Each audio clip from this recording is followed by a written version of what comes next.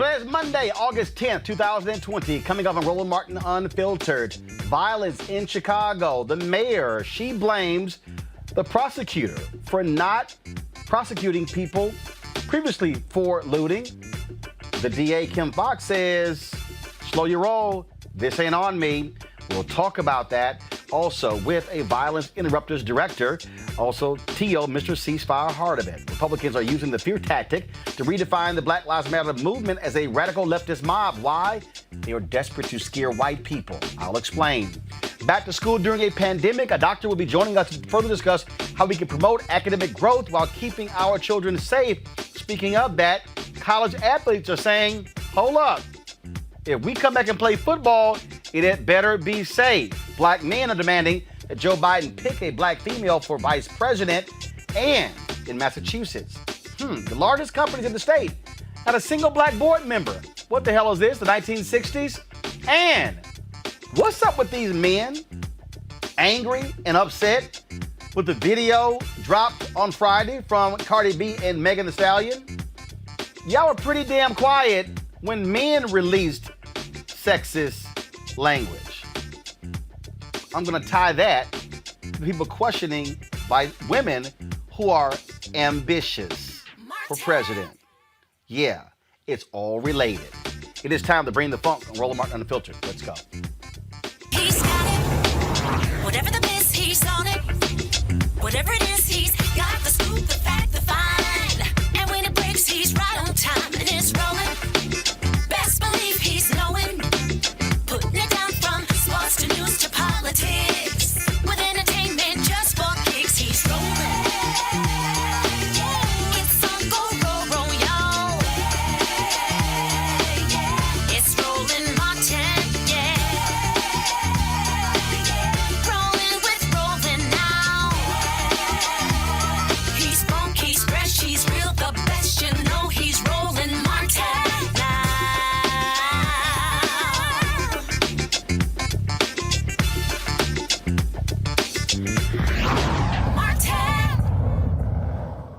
Hundreds of folks gather at the magnificent Mile, in other parts of downtown Chicago last night, smashing windows, looting stores, confronting police, and at one point exchanging gunfire with officers. More than 100 folks were arrested. 13 officers were injured during the unrest, including a sergeant who was hit by a bottle. A civilian and private security guard were shot and wounded.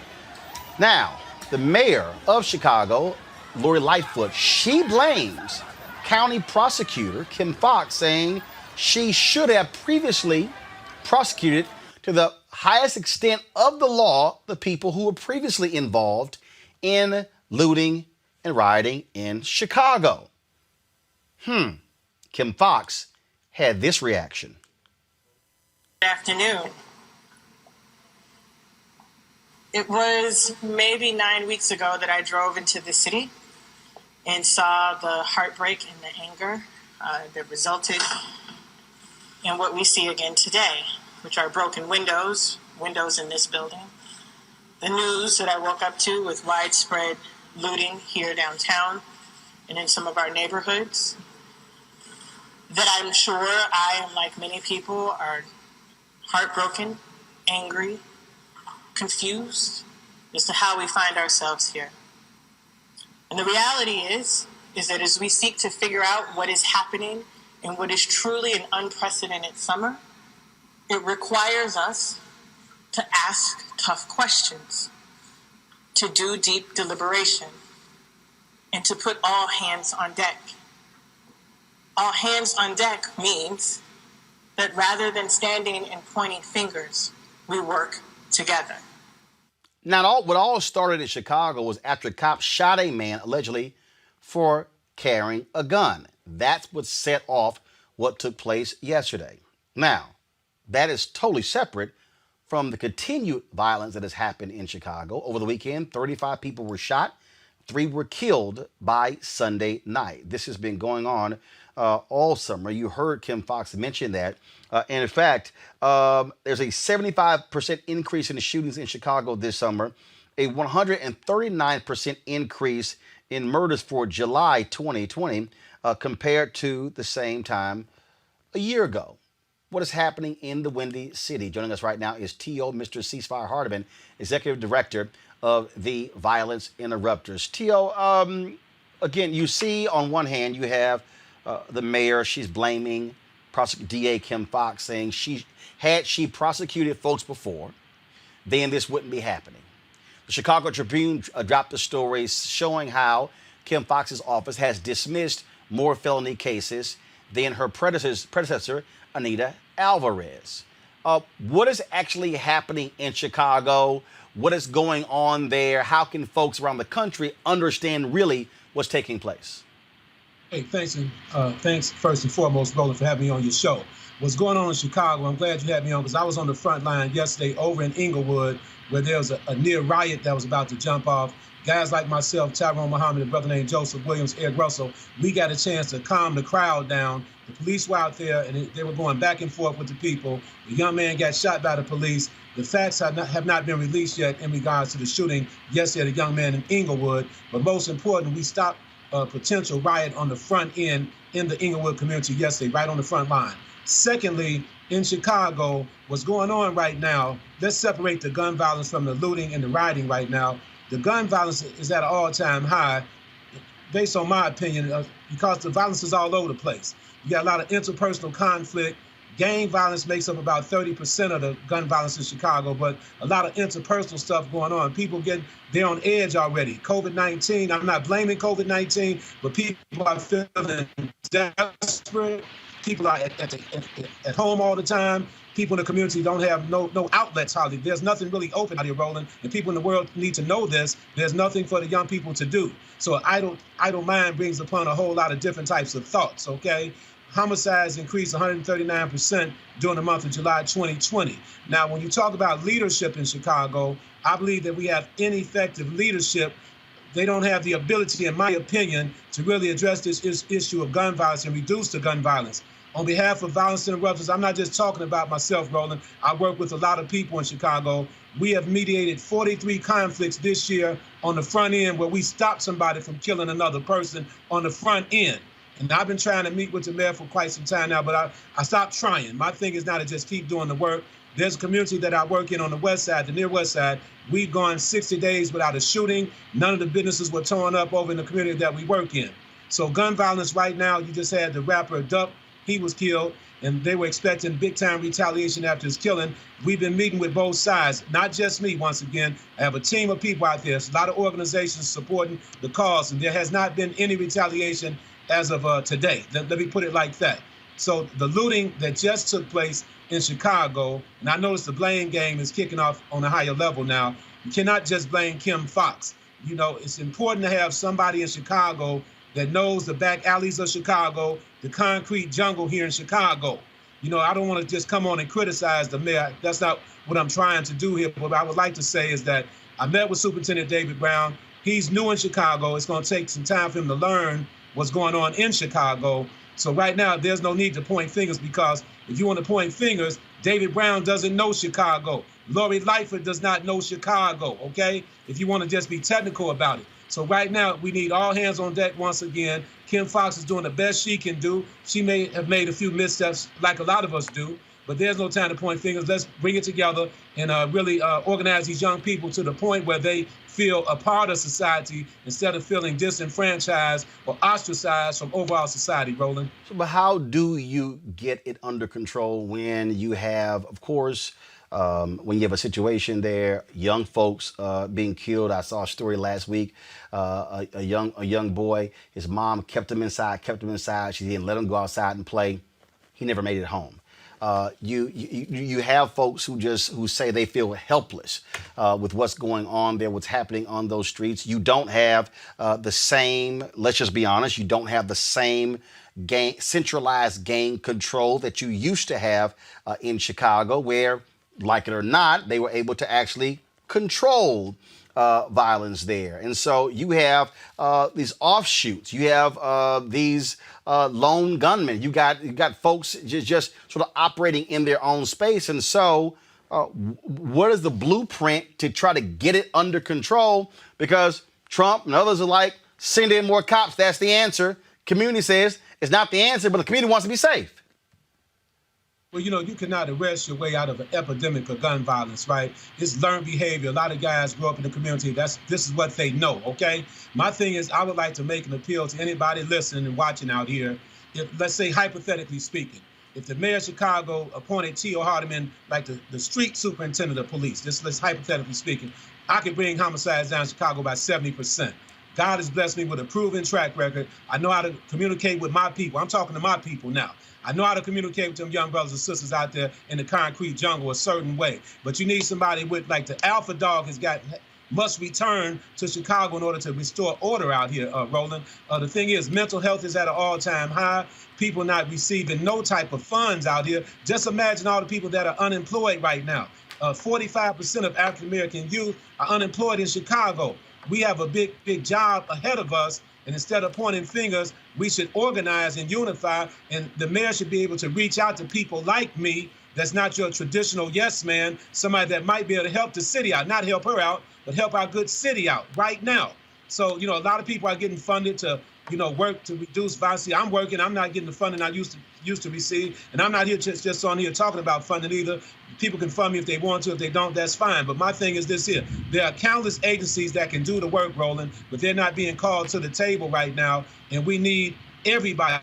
Now, the overall solution for people in the world to know, my vision for the overall solution, we need about 10,000 African-American men to unify in Chicago for about 1 year straight, hit the streets, mediate all the conflicts with these young brothers on the streets of Chicago, not stand on them and talk against them and talk down to them, but we need young men. We need guerrilla brothers, intellectual brothers, spiritual brothers, and political leaders. We need to descend amongst the community and reach these. Every time I go out in the community, them brothers, they receive me, Roland. And I'm not just talking about myself, there's other brothers too, but the thing about it, we're like unsung heroes to a degree because we're not doing it for glory. Looks like, go, you froze there. Right on ground level. People filmed it. Okay? So we stopped the riot yesterday, Brother Roland, so I just want to say we putting in work. The thing that, to your point there, you say you need 10,000. When I lived in Chicago, I remember same thing. We were dealing with violence there. We had organized an all-black men gathering, took place at the House of Hope. More than 1,000 brothers turned out. But the problem is what you said is that also, look, if you're going to put them out there, look, that's a job. And the reality is the city spends tons of money on police, tons of money on law enforcement. As you're talking, I'm sort of thinking about, of course, the guardian angels who were in New York City. I'm thinking about, other places as well, where you are, yes, putting folks out there who have a relationship. I remember a few years ago, a lot of people didn't realize this, where the Chicago police superintendent met with the Nation of Islam when they were creating these safe passages for kids walking to and from school. What you're dealing with there is you absolutely need all hands on deck. And so is there a present community solution right now? Is there any community role that's being played at the mayor, at the county commissioners, that the police are involved with, or are they trying to figure out on their own? I think everybody's doing a guessing game right now. For example, Roland, every year, universities are getting $20 to $30 million to do research on what are the root causes of gun violence. Why keep funding research? We already know what the root causes are. The bottom line is when I talk about organizing 10,000 men, I'm saying organize 10,000 men with intent to mediate conflicts, to reach them young brothers on a higher level. Mediate conflicts out there, not just marching, not marching against the young brothers, bringing them to the table of peace and understanding, number one. The solution is a community solution. That's the only thing that's going to work right now. Everybody's talking about defunding the police, right? I'm not a proponent of defunding the police entirely, but I understand the mindset of defunding the police. But right now, the community solution, black men got to get up off the couch right now, Roland. We have to organize and mobilize, and then we need the family members of the shooters out there to become a part of the movement, because family members can reach their own family members, and we back up the family members. If you want to, this is going to take like a whole lot of serious work. It's not going to just be an overnight solution, but I guarantee you we can reduce gun violence by 70% in Chicago if everybody would take a look at my strategy, Roland. And I've also implemented a restorative justice component of my violence interrupter strategy, which includes peace circles and healing circles where we can help some of these young brothers heal from some of the trauma that they've experienced over their lives, because hurt people hurt other people. And we got to be strong out here right now and grab the community, man. We have to grab the community, Roland. The business community, everybody should follow my lead if they really want to reduce the gun violence in Chicago. Now, I may come off as kind of like an angry brother, but I'm not angry. I'm an intellectual brother, okay? I'm also an adjunct professor. I teach restorative justice, criminal justice, the understanding the history of gangs in Chicago. So I work on all levels, but people should really follow my lead here because I have a proven track record, but it's hard to get traction here in the city for whatever reason, Roland, with the mayor anyway. A year ago, August 2nd, you lost Dr. Carl Bell. He was very instrumental when it came to conflict resolution, when it came to mental health. Of course, his mental health agency eventually shut down, lack of funding. While I was there, he and I talked a lot as well. You got Pastor Corey Brooks there. You've got Reverend James Meeks there, individuals who have large groups of men who belong to their churches. And so have you or anyone else has anyone, and granted, I know we're in the age of COVID, but has anyone called for a mass meeting of black men in Chicago to try to get the mayor and others to see this and accept this idea? And what I'm talking about is, I get your call for it. I'm talking about literally calling those together. And I know House of Hope fits 10,000, and we're now dealing with social distancing. But if that call is put forth and they show up, it's a little hard for Lightfoot to ignore that. No, the thing is, yes, I work with Pastor Corey Brooks as well. He has a good team over there. As a matter of fact, they're the ones that's really stepping up with this, trying to prevent the retaliation with the guy that was killed, the rapper Dunk, and the guys on the other side. So, yes, Corey Brooks is a great asset. And he has a guy that works with him by the name of James Highsmith. He has a good relationship with all the brothers in that area. So, yes, to answer your question, Roland, we're in the process now dealing with this.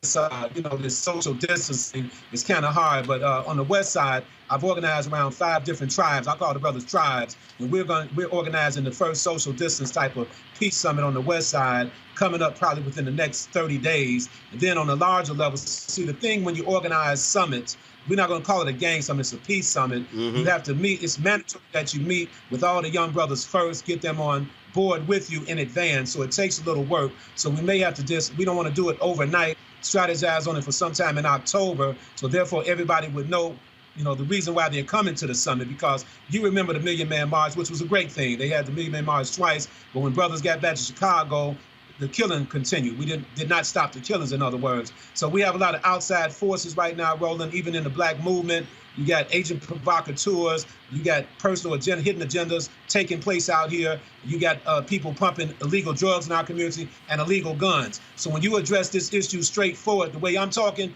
then the real demons will show their face, okay? The real demons will show their faces, Brother Roland. But we're doing okay, but we can work a little harder if we all would just unify. T.O. Halloran, we sure appreciate it, man. Thanks a lot. And thank you for the people. Appreciate you all for having me on. And my website is violenceinterrupters.org, and you can follow me on social media. All right. Thank you so very much. My panel today is Lady McAllister, Director of Western Pennsylvania for Commonwealth Foundation, Dr. Avis Jones-DeWeaver, political analyst, Michael Brown, former Vice Chair, DNC Finance Committee. I'll start with you, Lenny, and that is, it's real simple. I don't care who you are, you cannot deal with violence in communities if you do not have some form of community program or initiative. Your thoughts on what T.O. just laid out? I mean, we both have been there, Roland, and we know that it obviously takes not just people, but money. I mean, time is money. And as much as people want to volunteer to be on the streets and do what we can for our communities, there's also something to be said about having an ongoing presence there. A lot of this stuff jumps off at night. A lot of this stuff jumps off during school time when kids are truant from school. A lot of this stuff is a long-term perspective type of endeavor. This is not going to be something where you just stop one fight and that's it. These are things that have been going on for generations. It's going to take people that know the work, that know the streets, like Tio was saying. It can't just be somebody that's going to parachute in. I know that Reverend Sharpton tried to come to Chicago and live there for several months and then leave to resolve a problem that people, including the Nation of Islam, Rainbow Push Coalition, and many, many others have been having a hard time resolving over years. This is going to take a long-term initiative. It's going to take some money, and it's going to take a higher level of commitment to get this done, where it's not just, well,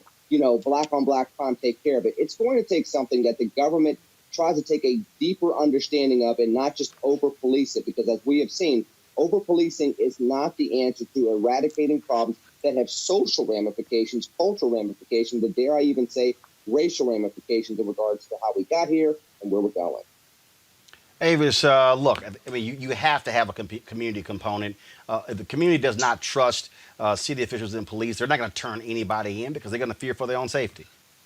That's exactly right. And I just have to echo the sentiments that were just shared. This is not, unfortunately, going to be any sort of great epiphany that people are all of a sudden going to come to and just poof, overnight, things are going to change. This will take years of investment. This will take a multi-pronged approach that's about creating strong economic foundations in communities, about creating strong programs in communities that can provide counseling, that really can support families. It's not going to be sort of like a one-shot cure. This is a multifaceted problem that needs to be attacked from multiple levels, and it is going to take years of commitment, and absolutely it will take years of investment in order to turn this thing around. Michael. Well, I want to echo clearly what the good doctor said, and of course what Lenny said as well. And we here in D.C., we had something called Ceasefire, Don't Smoke the Brothers as well. An organization like the previous guest was talking about. I don't know if the organizations are related at all. And what the doctor said is exactly right. We have to have all these wraparound services. However, the linchpin that we've talked about as well is until you deal with the folks that are bringing the guns into our communities. And I'll give you an example. A lot of the young brothers who have weapons do not walk into a gun show and use the gun show loophole to get their weapon. They're getting them out of the trunk of a car or a van that's coming into the neighborhood from another state or downstate. So the ATF has to be part of this. If they're going to go after young brothers with a nickel bag of weed, they need to go after the white Caucasian gun runners that are coming into our cities giving young brothers guns. That is a part of it. Now, that has nothing to do with NRA. That has nothing to do with trying to take somebody's Second Amendment rights. What it is folks that are driving in illegally to sell guns to people. That also needs to be part of the problem. Well, the issue there, again, what's happening there is it's a multi-faceted issue. So it's not just the issue of guns. It's not just the issue of police, but you got to deal with economics. You got to deal with education. I mean, it's all that combined. But again, I do believe that in order for them to fix what's going on, you have to have a community component. Otherwise, it will never, ever get taken care of. So we certainly hope to see what happens there in Chicago. Folks, as of today, there are more than 5 million confirmed cases of COVID-19 in the United States.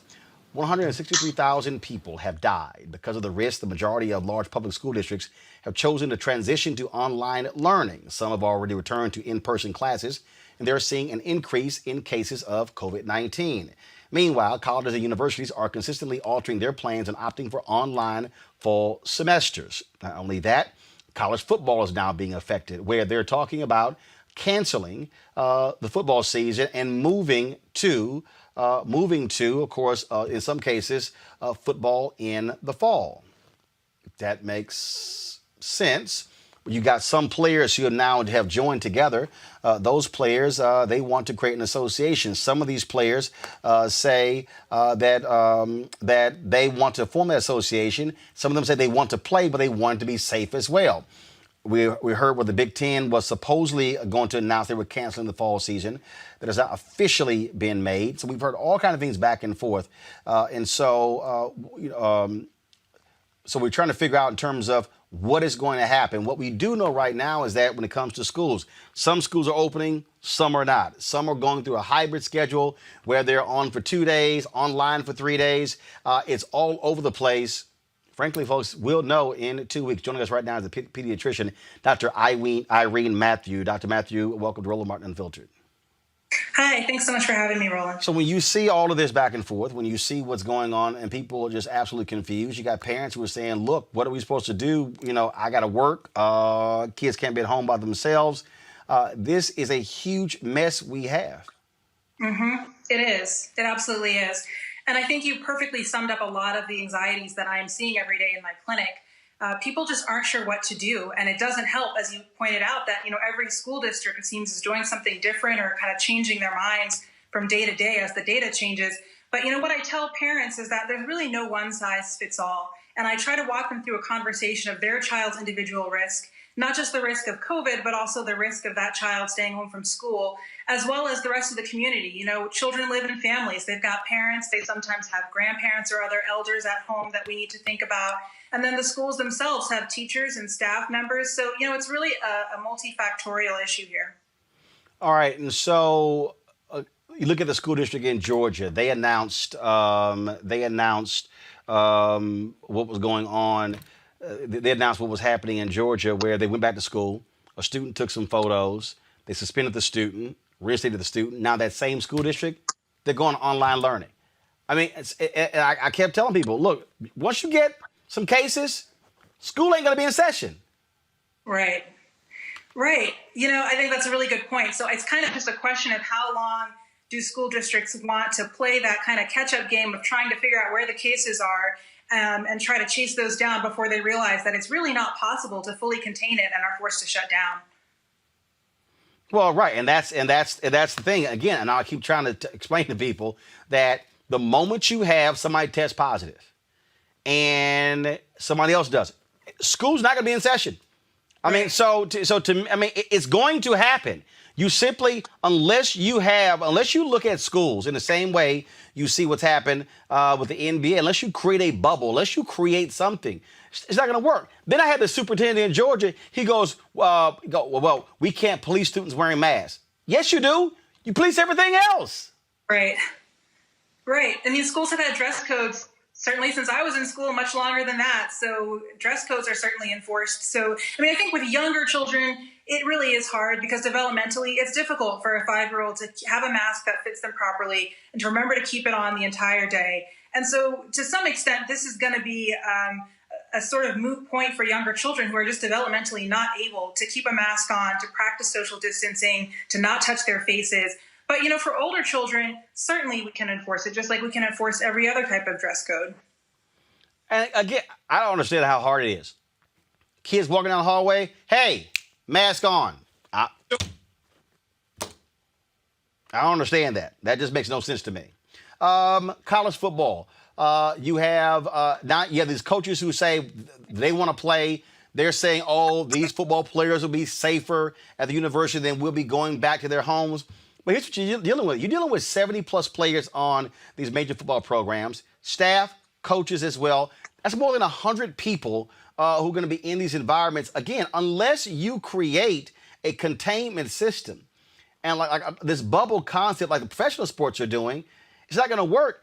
If for these coaches, here's the thing. The players might be in a contained environment, but the coaches aren't. The personnel aren't. So this whole idea, they're young, they're okay. It's a Major League ball player who is actually out for the year because he had COVID, got through it, but now has a heart issue tied to COVID. Right. That's such an important point, Roland, because, there has been this myth throughout the entire pandemic that young people are fine, young people are going to be okay. But, we've seen increasingly as we see these young people who have had COVID and survived, that a really astonishing number of them do have chronic heart conditions later. They have evidence of heart damage, in some cases similar to people who have had heart attacks. And so I think we need to be really careful about saying young people are going to be just fine. And these are even people who didn't have to go to the hospital, who may have had mild, moderate cases at home. There are people who have psychiatric, neurological, long-term side effects. I mean, the problem is we just don't know enough about this virus to be able to say confidently that young people or people who have mild infections are going to be fine and it's no big deal. Dr. Irene Matthew, we surely appreciate it. Thank you so very much. Thanks for having me. All right, then. Michael, what the hell? I mean, you're in a tough case. Obviously, parents are having to work. They're not trying to have kids at home for the next 5 months or even longer. But unless school districts are truly coming up with proper protocols, you're going to have chaos. That district in Georgia, perfect example. I don't know, and let me just go ahead and put it out here, and I got no problem doing it. It's a bunch of white parents who are acting a fool, who are saying, I'm not sending my kid to school without with the damn mask on, I got freedom. That's a part of this. Now, I know somebody who's saying, yeah, Roland, there's some black people out there. Yeah, but it's a whole different deal.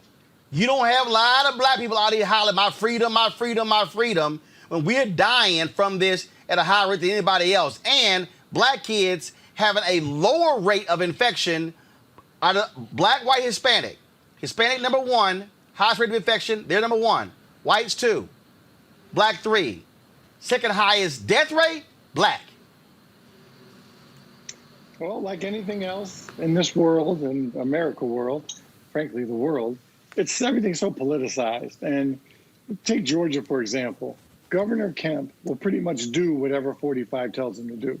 And if that means opening up the schools, he's going to do it. And until, obviously, except for, obviously, some of the mayors in these cities, county commissioners, that say, wait a minute, I'm not going to do what Governor Kemp tells me to do. Obviously, also in other cities around the country. So depending on where you are, who you support for president, if you support 45 or if you support the vice president, or if you're from an urban area, or if you're from a more of color area, everything depends on where you're from and it's politics. And it's too bad because young people are the ones that are going to be impacted and affected. And then you have 45 running around talking about and telling the world, oh, young people aren't impacted by this disease or by this virus, which isn't true. So you have these parents listening to him. I don't know why we're even spending time listening to him anymore, because he's becoming pretty much irrelevant. But because of that, you have those folks you just described, Roland. I don't understand how many of these people don't understand what's going on here. I don't. I mean, the reality is this here. Adults obviously are different. Okay? Children are not the same. Elementary school, middle school, high school. They're just simply not. And so it's like a situation. I'm here at work, okay? I'm out here by myself. Y'all are on Skype. Staff in the control room. Social distancing. You got a school with 1,000 kids. Ain't gonna be that simple.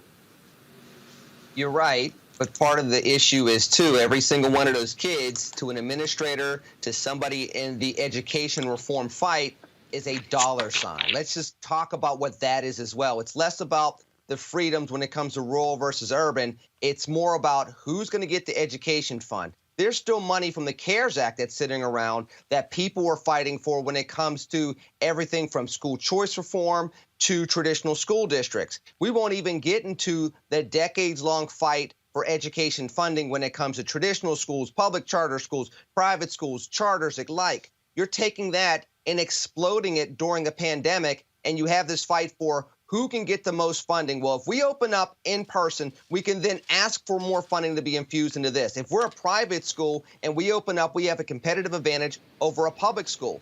A lot of this is politics, and Michael's correct, but a lot of this also is the same political fight that we've been having in regards to education reform for decades, but now the stakes are heightened because people saw some of the failures of the traditional system in the fourth quarter. They're looking for alternatives. The traditional system's trying to hang on to the money that they've had and increase it. And those competitions in regards to traditional school systems are also looking at this as an opportunity to increase their quote-unquote market share. Unfortunately, the kids, as you well know, are caught in the middle of adults fighting all over again. But the thing here, Avis, is that, to me, this isn't about traditional schools, charters, privates, or whatever. It comes down to health and safety. And it comes down to whether or not you have people who are going to have any level of sense when it comes to establishing protocols. That's what the problem is. Again, to listen to this superintendent go, we can't police them wearing masks. We can't tell them what to do. Then you suspend the kid who took the photos because you got exposed. And now all of a sudden folks test positive, and now you got to quarantine people. I mean, this is This is the problem. And if you're a teacher, you're an administrator, if you're a janitor, if you work in the kitchen, hell, you might have a newborn at home. You're not trying to catch COVID from a kid. Absolutely. And it was a recent study that said that over 100,000 children have already tested positive for coronavirus in the past 2 weeks. And so to say that children are somehow immune to this disease is just an absolute outright lie. I think what's happening here is, yes, it's political. It has a lot to do with a president who has for months denied and lied around the specific issue and continues to do so to a different extent, but he still does it. It's someone who has also threatened to not fund schools, to pull certain federal funding away from public schools, even though it just accounts for, a relatively small portion of their funding. It's still very significant, particularly for schools that are already underfunded. That becomes an important factor, yes, when people are thinking about being able to maintain their system. But I would also say on the other side of the coin, when we're talking about college football, that to me is all about the money. Now we're talking about a $4 billion industry. A $4 billion industry in which they are willing to, quite frankly, risk the lives of these young men who aren't getting paid, by the way, but making $4 billion for other people for nothing. It is just for their entertainment.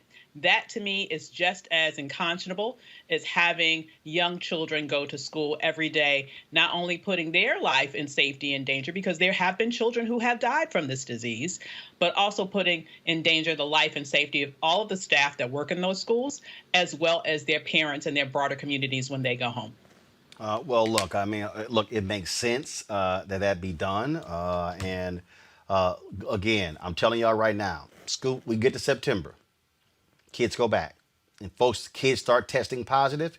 Parents are going to be yanking their kids out of school, and then we're going to have a truly, truly huge problem on our hand. But at the end of the day, what this really lands at is the feet of the idiot in the Oval Office. The Washington Post did a huge takeout this weekend, just showing the utter ineptness, Lenny, of this administration, laying out how Trump, his folks, have been focused more on the politics of this, as opposed to the optics of this versus really the problem. In the month of June, the strategy was, don't focus on coronavirus, let's talk about the economy. You can't talk about the economy unless you deal with COVID-19. And so you still have no national testing plan. Okay, experts say we should be testing 5 million folks a month. We're doing about 800,000. This is leadership. And frankly, this is why, according to the polls, you got folks in multiple states who are saying, hey, I'm gonna support Joe Biden because this idiot and his team, they are utterly clueless. And then when you're crapping on your doctors, Birx and Fauci, like Mark Meadows, the chief of staff, knows what the hell he's talking about.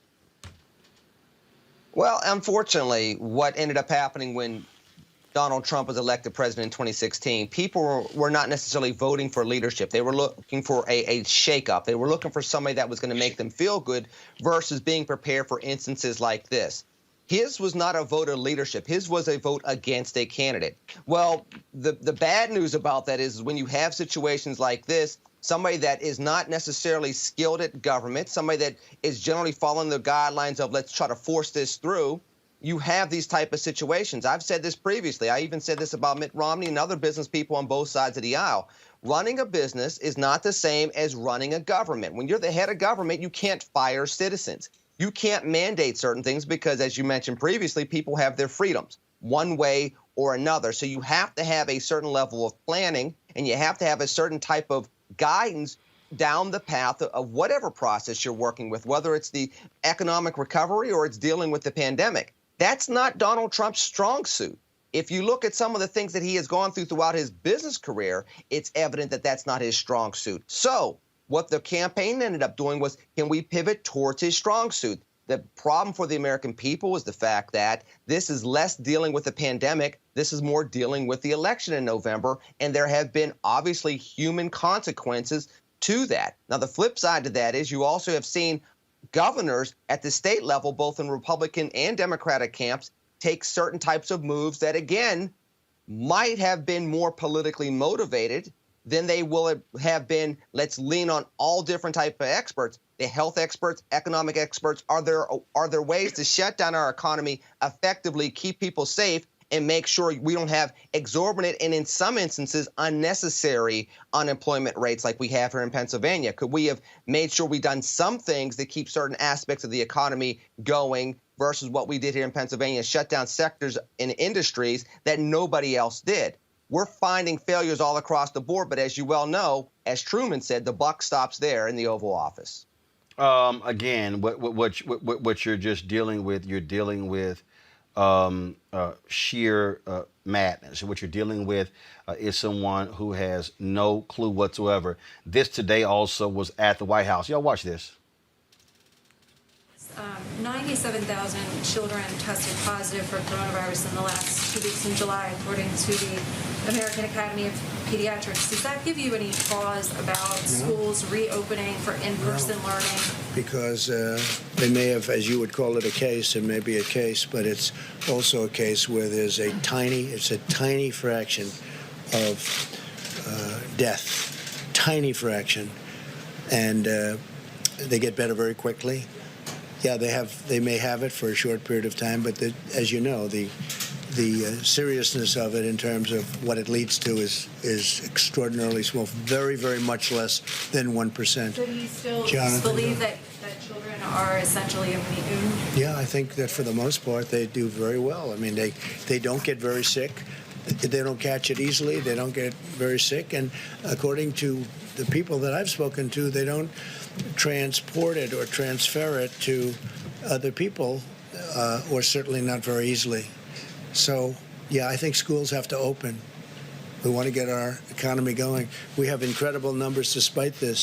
If we could get this going, I think it's a very important thing for the economy to get the schools going, Jonathan. That right there is about money.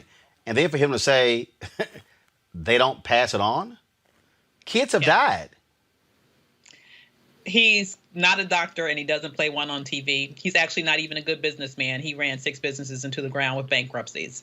And now we see that he is an absolutely horrible president of the United States. He is completely irresponsible. He is incapable of emitting emotion about the human tragedy that we have seen now. Over 160,000 people dead. That is irrevocable. They will never come back. Those families will forever be broken. And many of those would still be alive if he had handled this responsibly from the very beginning. When you have some place like New Zealand, which is just a poster child for wonderful leadership, that has now gone 100 days without one case of coronavirus in that nation, and you compare that to someone who continues to live in La La Land, when 1,000 people plus a day are dying from this, it is absolutely disturbing and despicable. And the fact that he is willing to put your children, like he's literally willing to put the lives of children at risk, it is really ridiculous. There is no way that we should be able to let this man stay in office. And as for me, I know that my child won't be going back. And the sad deal is a lot of people don't have that choice. So there will be a lot of people who will be putting their children in harm's way because they feel like economically they have to. Also, actually, at the White House today, this happened. There were some shots fired outside of the White House around 6 p.m. And then this happened during the news conference. Hopefully soon. Excuse me?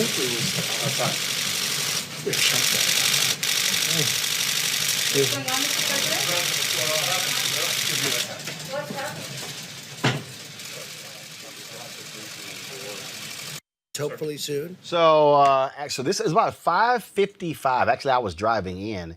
Then all of a sudden, the Secret Service began to block off a whole bunch of streets very quickly. So apparently a guy fired shots outside the White House. He apparently was shot and is being detained. And so that's what actually took place at the White House a little bit earlier. And so that's what's going on. Michael, I want you to comment again on what's happening with, again, children and COVID. For all of us that have been around children or have children, even the simple cold can be. Excuse me. Excuse me. This is actually making my point. Even the simple cold from a child can be transferred to an adult, to a older person that lives in your house. So who knows what he's talking about? He's an idiot. So I have no idea. From my standpoint, and the last thing I want to do is give him advice. But I was walking around the District of Columbia over the weekend, and everyone had masks on. And all those people that had masks on were going to restaurants, doing the best they could, social distancing, buying things at stores, at shops. If he would mandate masks for everyone, period, for the next, 6 months, year, I'm not a doctor, whatever the medical folks say, he could do that and help the economy at the same time. But he doesn't want to do that for obviously the reasons that he thinks that whether masks don't help, whether it's a vanity issue, whether it makes you look weak, whatever it is. To me, you can have your economy opening up. It wouldn't be as fast, but you'll have people out. You'll have people trying to get back to normal and buying things with masks on. All right, folks, let's go to our next story. With just 84 days left until Election Day and faced with the possibility of political defeat in November, Republicans are turning to an all-too-familiar playbook, stoking the fear of white voters. They're trying to redefine the Black Lives Matter movement as a radical leftist mob looking to sabotage the white suburban lifestyles. Republicans running in swing districts and states are tying their Democratic opponents to Black Lives Matter and their demands to defund police departments. Lenny, look, in the history of America, we have had movements where white politicians have been trying to scare white folks, black folks being the boogeyman. We're seeing the same thing right now. They're saying, oh, they're Marxists. Look at them. The reality is this here. There are people out here who support the concept of Black Lives Matter who haven't even read that plank written by the Black Lives Matter movement. There are people out there who say we support Black Lives Matter, and they're not sitting here saying I'm a Marxist like the three women who came up with the hashtag Black Lives Matter. And so you're seeing them trying to tie what's taking place in Portland, what's happening in Chicago, saying, see, if these people get control, they're going to let these black people just run wild, and you white people, y'all are in trouble. Yeah, it's kind of like the Trump ads as well. This is Joe Biden's America, and you're not going to have police anymore, and people are not going to respond to 911 calls. You know, you and I have talked about this over the years. I can't stand this.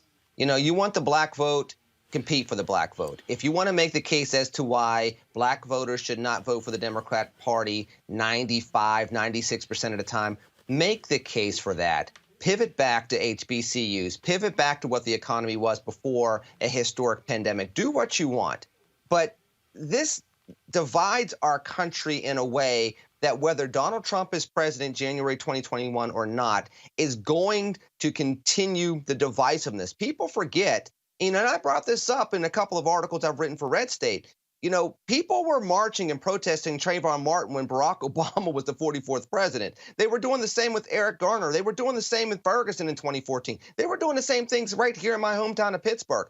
So the things that people have been talking about and protesting for and against are not things that are directly tied to Donald Trump as the 45th president. These are things that have been impacting Black America in some instances for decades. So to make it seem as though this is just a BLM dynamic that comes from a Marxist, origin, and it's going to play out in the 2020 election campaign, specifically down that path, is ridiculous. And it's a shame that Republicans have not learned over the years how to talk to black people as if they're fellow Americans, because they are fellow Americans. And this is not a new dynamic that I have seen, and it's not a new feeling that I have in regards to it.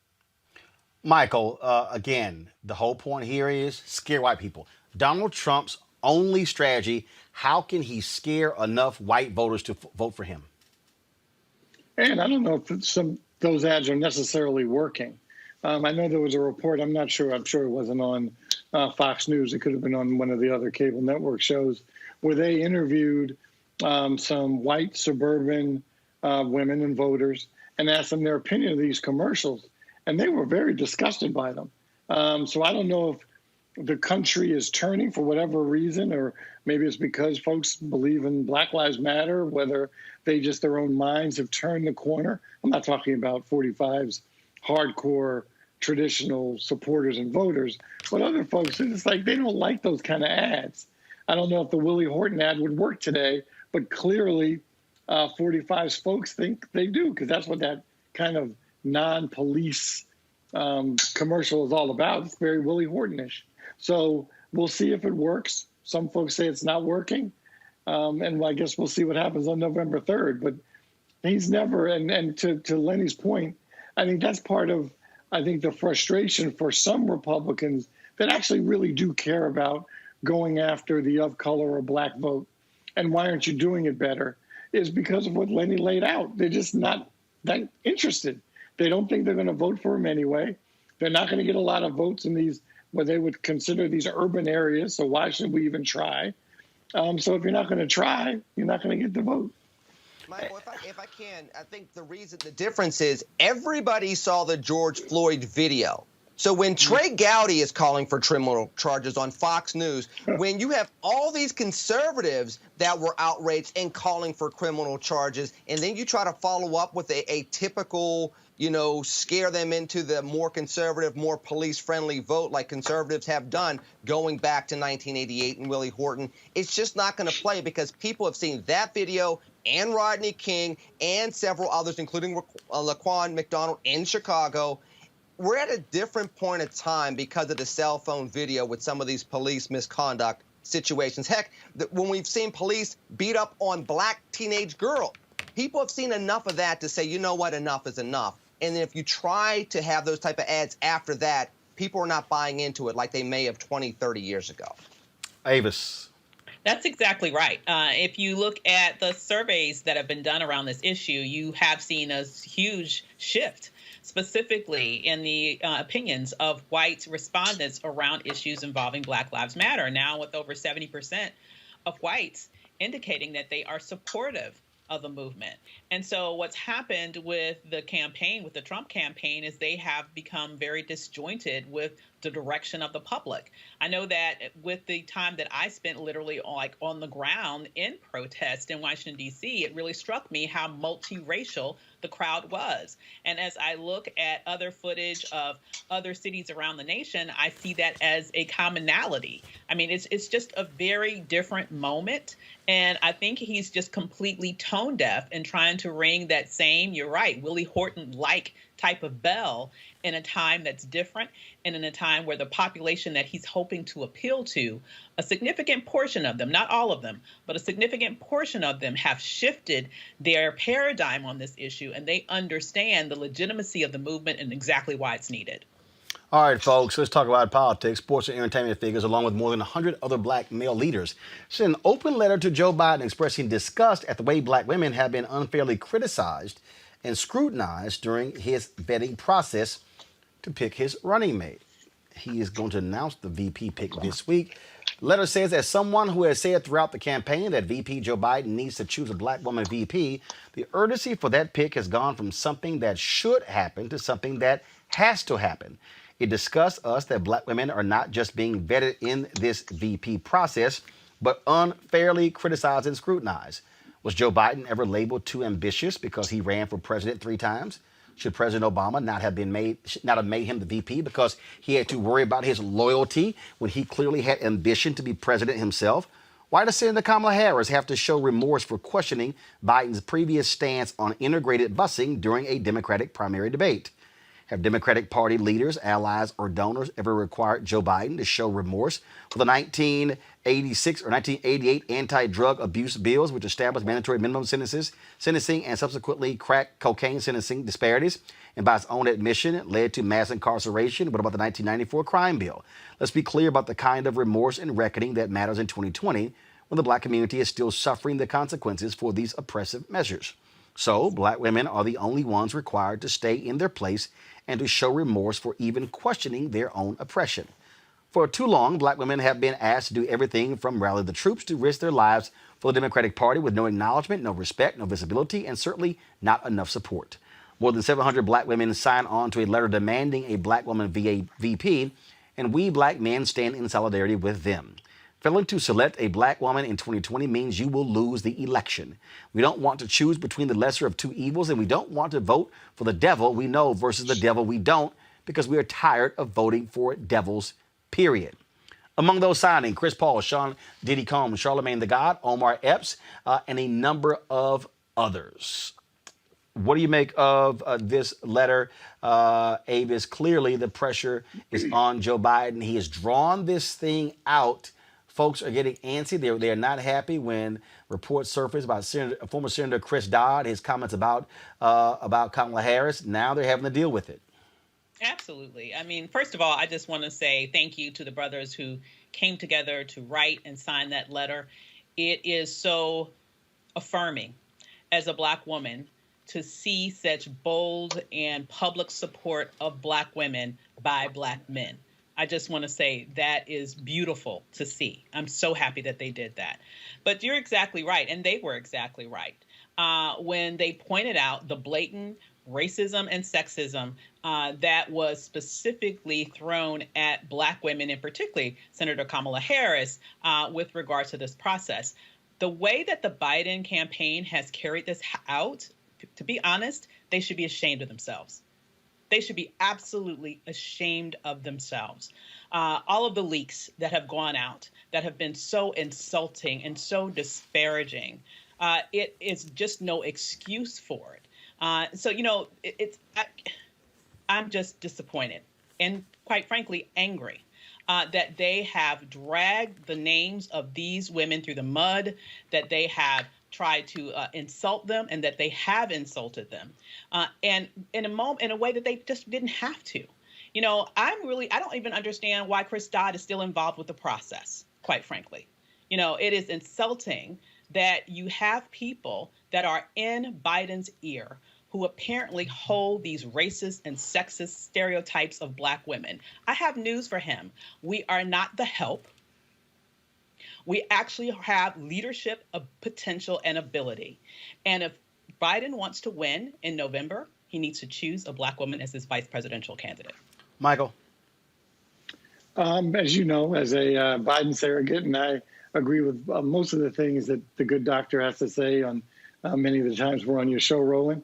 I don't know if I agree completely about being disappointed, disgusted. We don't know where those leaks came from. First of all, they're terrible, bad. I do believe if he also should select an African-American woman, that would make the absolute, forget politically, it's the right thing to do. Smartest people ready to be president, because that's really what the role of vice president is, who's ready to be president. And all the women that have been lined up as candidates, potential candidates, to me, would be a better president, clearly, than 45. So I'm proud, frankly, at what the campaign has done.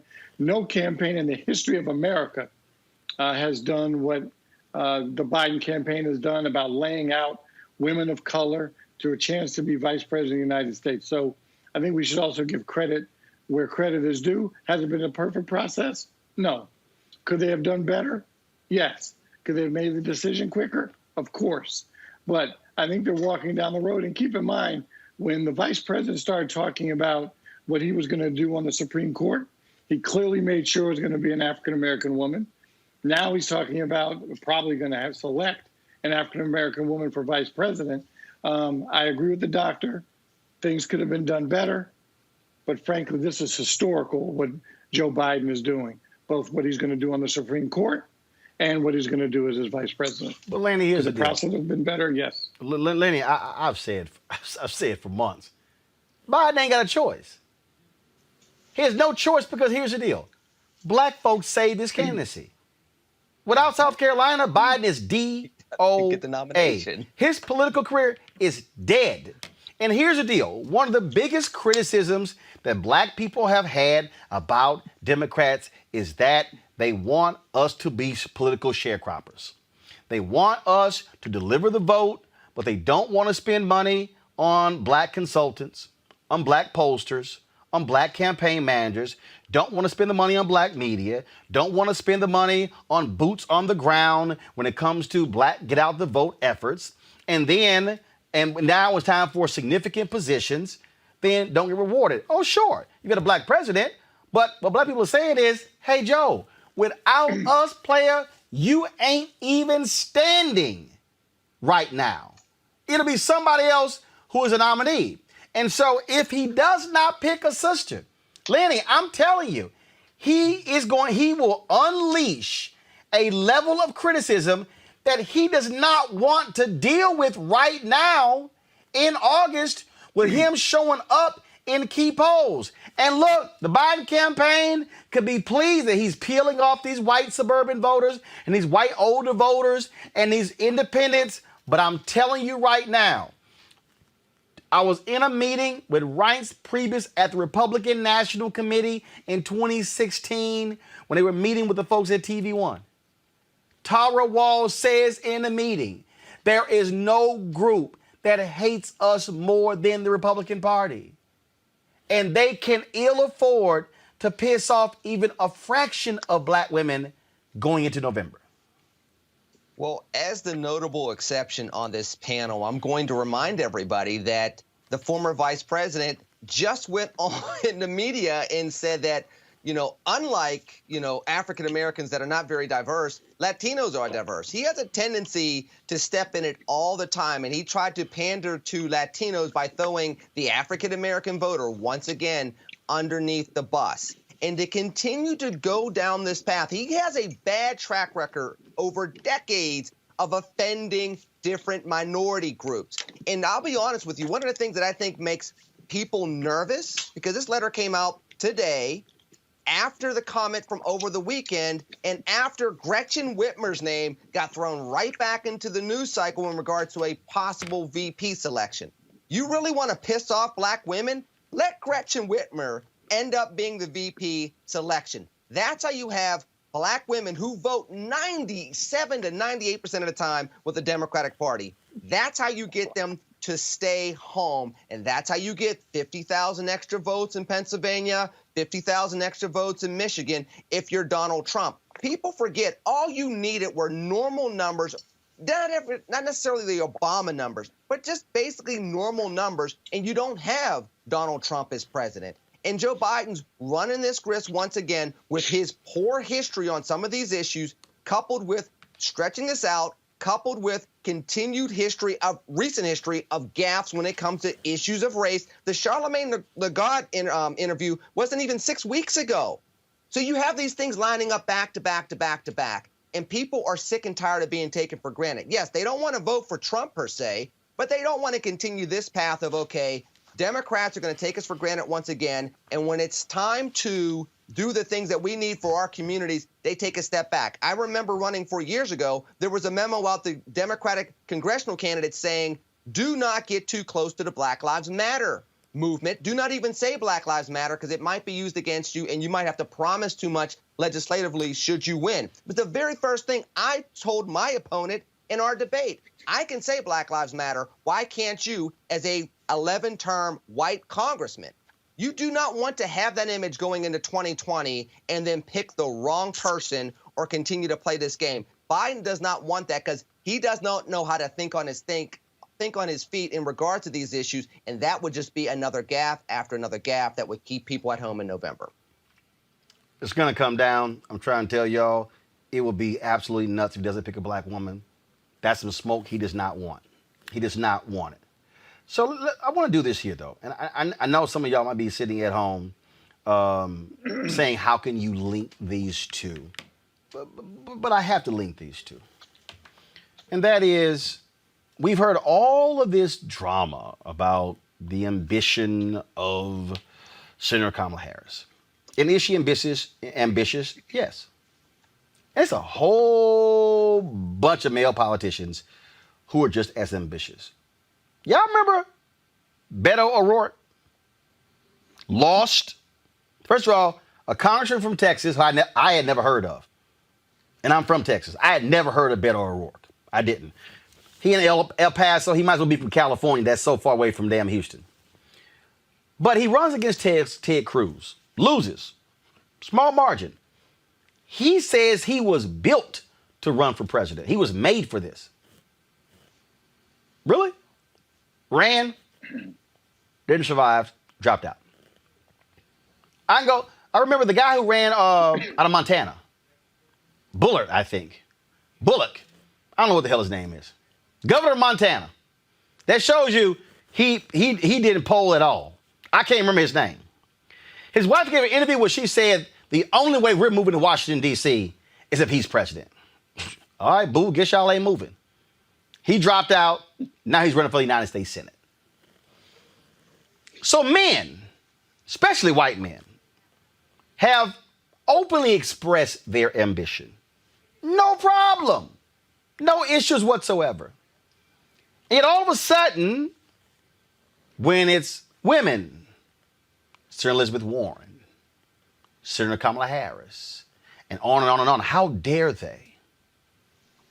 See, men were so offended. I told y'all the story when I was in a Chicago bar in 2016, and this white guy said, you know, he recognized who I was, and he couldn't vote for Trump, and he's like, I just can't vote for Hillary. And I said, well, fine, get a sheet of paper out and write down the 10 issues you care about, put a check next to Trump and a check next to Clinton. Who agrees with you on that? And there was 7 checks next to Hillary Clinton, 7 out of 10. He goes, I just can't vote for her. Yes, Hillary Clinton had to deal with sexism and misogyny when she ran for president. We've seen it. We saw it when Jordi Ferraro was VP. We saw it when Palin was on the ticket. This double standard, what women not supposed to do. They can't do those things. On Friday, Megan Thee Stallion and Cardi B dropped the video. WAP, some say WAP, whatever you want to call it. And all these men that's losing their minds. First of all, the conservative men, oh my God, they just lost it. They ain't know what to do.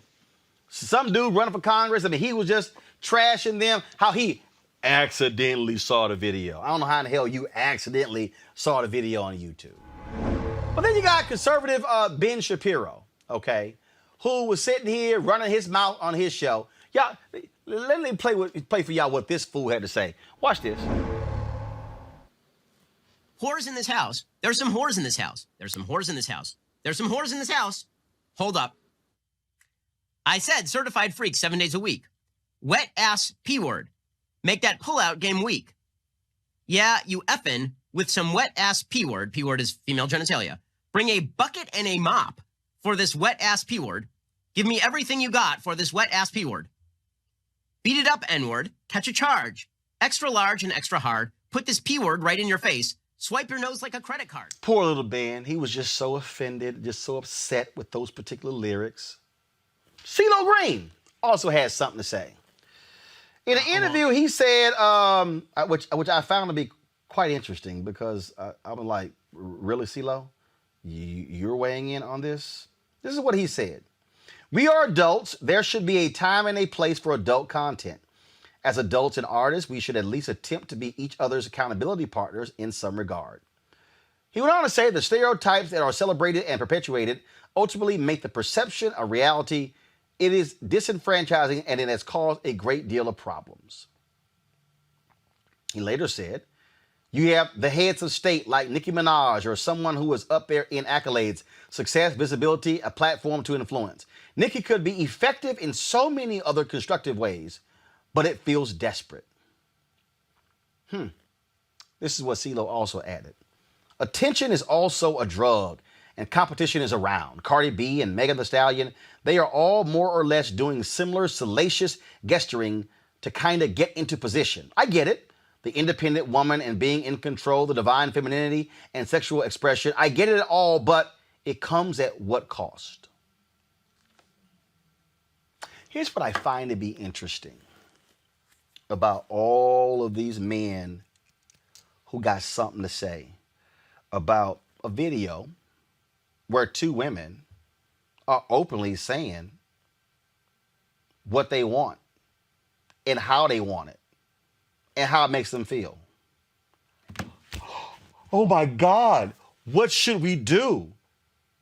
See, here's the problem in this country. Just like when it comes to women having ambition, America says, no, you women, you cannot talk about sex that way. You cannot say those things. You bet not sing those lyrics. How dare you? So let me ask y'all a question.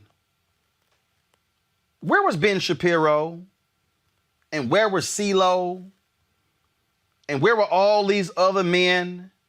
Can y'all please tell me, where were all these men when Chopper and Master P did Chopper Style? Where were they when Tupac did the song How Do You Want It? How about Tupac and Casey and JoJo? Thuggin' You, Thuggin' Me. Oh, y'all seen that video, huh? Yeah. See, folks talk about how y'all go ahead and play it. The Nicki Minaj making the Stallion video. Oh my God, this video is just, it's so sexual. I mean, it's, what's going on? Are you serious? This is a G-rated video compared to the Tupac, KC, and JoJo video, Thuggin' You, Thuggin' Me. Did I hear any men whining about Tigger's Make It Nasty? Tyrone Briggs, Where Are You Out? DJ Fleek's Bend. Luke's I Wanna Rock. PD Pablo's Freak a Leak. Yin Yang Twins and Lil Jon, Salt Shaker. Order Movie Shake. T-Pain, Make That Shit Work. Lil Jon and the East Side Boys, Get Low. Mystical, Shake Your Ass. Ludacris, What's Your Fantasy? Ray J, Sexy Can I? Yin Yang Twins, Wait, also known as The Dirty Song. How about Mystical and Trombone Shorty, That Woman Dirty? Ludacris, Moneymaker. Esther Dean and Chris Brown, Drop It Low. Prince, Sexy MF. Vanity 6, Nasty Girl. Prince, Erotic City. P Control. Genuine Pony. Shall I go on? Sure. Usher, I Don't Mind. Juicy J, Twerk. Kelly's Milkshake. Tigger, Rack City. Travis Porter, Make It Rain. Let me go on. Shall we? Too Short, Blow the Whistle. Love Rants, Up, featuring 50 Cent. Ludacris, P Poppin'. Same P as in this song. Big Sean, Dance Ass. French Montana, Pop That, featuring Rick Ross. Oh, let me go on. Fat Joe and Lil Wayne, Make It Rain. Usher with Nicki Minaj, Lil Freak. Am I done? Off the Record, Booty Work.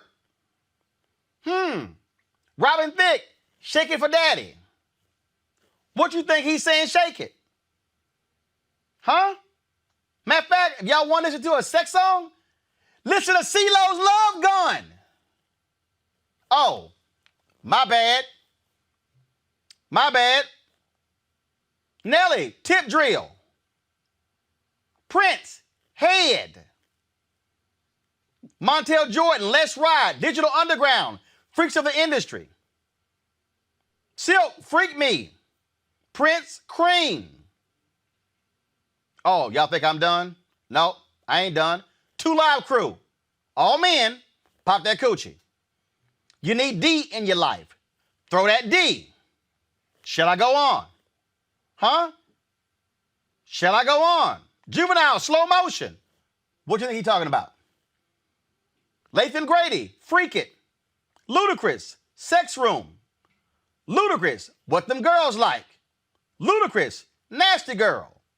Ludacris, My Chick Bad. In fact, Ludacris did an entire album called Battle of the Sexes. We got all kinds of hip-hop songs. All kinds.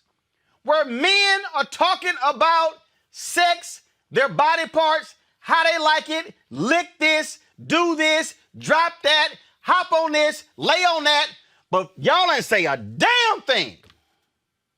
But all of a sudden, 2 women drop a song, making it clear what they like, and all of a sudden, folks are just losing their mind. Oh no, I know. I got some older viewers out there. All these young kids. Look, don't y'all start.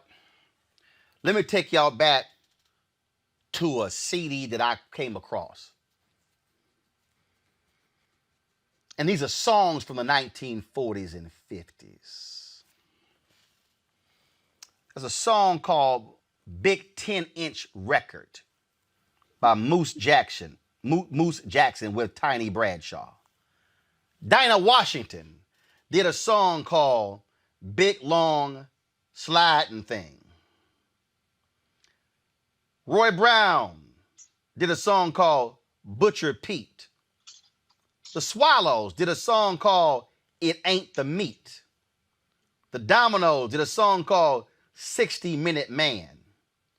The Sultans did a song called Lemon Squeezing Daddy. Wynonie Harris did a song called Keep On Churning. Dinah Washington, Long John Blues. Julia Lee and her boyfriends, the song is called My Man Stands Out. The Toppers did a song called Let Me Bang Your Box. See, during the 40s, black artists had to get real creative in making music as they talked about sex. Yeah, matter of fact, hold on. That was a song that Jackie Wilson did with Laverne. Just give me a second. I'm going to find it. Jackie Wilson did a song, and it's got an X on it because it's the X-rated version. You Better Think Twice. Is that it? That the song? Yeah, Think Twice. There are two versions of Think Twice. There's a one Jackie did called Think Twice. There's the one Jackie did with Laverne Baker, called Think Twice version X. That was recorded in the late 1950s. So why am I laying all this out? Sex has always been in music. Sex has always been discussed in music. Didn't the Rolling Stones do a song called, was it Brown Sugar? Brown Sugar. What y'all think brown sugar about? That ain't brown sugar that's in your pantry. See, the real issue that we have here is that in this society, we have a double standard. I don't know if many of y'all saw that television show that Sanaa Lathan did on Fox. I think it was called 12 Shots. I'll come up with it for a second. And in that opening scene, she had sex with a dude and she was like, okay, I'm done, we out. Her character didn't give a damn. Her character was like, if I want to sleep with a man after meeting him in a bar, I'm cool, then I'm out. Oh my God, what are you doing? How many movies have y'all seen or TV shows where a male police officer was a player, slept with anybody he wanted to sleep with, and it wasn't no thought? Hell, that's the whole basis of Shaft. America loves misogyny. America loves sexism. America loves to have contempt for women who choose to speak freely about their bodies and about sex, and then call them out and dog them out when men been doing it for a long time. Now look, here's the deal. If you don't like how graphic Megan Thee Stallion and Cardi B is, that's fine. If you fine, that's fine. But don't play no games if you listen to sexually charged music from men and now all of a sudden you got a problem when women are singing it. Don't all of a sudden have a problem when women are talking about how they want it, the way they want it, and the way it makes them feel. But you ain't say a damn thing when all those male artists, and it's a long list of male artists who've been doing the exact same thing. And lastly, Don't play this game when it comes to your daughters and your sons. And black folks, y'all know what I'm talking about too. Y'all know how we sit here. Oh yeah, check him out, man. He got all the girls calling the house. What? Who all these guys calling the house for her? Don't you be a hoe. I'm sorry, wait a minute. So we celebrate when that guy or that young boy has multiple girls calling the house or DMing him or texting him. But over here, our son, oh man, he a player. But our daughter, she a hoe. That's what we call double standard. So that double standard now is played out in every other area. It even plays itself out when a woman rises to become mayor or governor or senator and wants to be vice president or president. And then they say, no, you can't do like them. No, we're going to hold you to a different standard. No, same damn standard. Same one. Going to a break. I'll be back on Roland Martin Unfiltered. Support Roland Martin Unfiltered. Be sure to join our Bring the Funk fan club. Every dollar that you give to us supports our daily digital show. There's only one daily digital show out here that keeps it black and keep it real as Roland Martin Unfiltered. Support the Roland Martin Unfiltered daily digital show by going to RolandMartinUnfiltered.com. Our goal is to get 20,000 of our fans contributing $50 each for the whole year. You can make this possible. RolandMartinUnfiltered.com. Look at my panel. I want to talk about that whole deal. Avis, again, this double standard, these games that we play, and you got to call it out because what it does is if you don't, this thing sort of continues with how we sort of view women and say, well, no, you can't do that, but you're a dude. Oh, no, you can't do that. That's what we're dealing with here. Now, I know somebody was like, I can't believe you're going to put VP candidates in the same breath as Megan Thee Stallion and Cardi B, but it all is in the same bucket of how we look at and treat women differently than men, and hell, how white folks look at black people differently than them. Because I remember I was told, you wear your ambition on your sleeve. I was like, but the white boy do too. Yeah. It is absolutely true. That is a double standard. It is sexist. I think that CeeLo Green in particular is rather rich. I mean, wasn't he convicted of rape at some point? I mean, we're not talking about a video now. We're talking about real life. He took a plea deal for putting for putting something in a woman's drink. But I'll find it. Go ahead. Oh, okay. Mm-hmm. So he was trying to do a Cosby. I got it. Okay. So interesting that it comes from him. But as you mentioned, it's not just him. It is a double standard. It is a reality. We do hold women to very different standards around the spectrum of life. You're exactly right. As it comes to sort of entertainers, all the way up to vice presidential candidates. Women are apparently supposed to be seen and not heard. They're apparently not supposed to have ambition.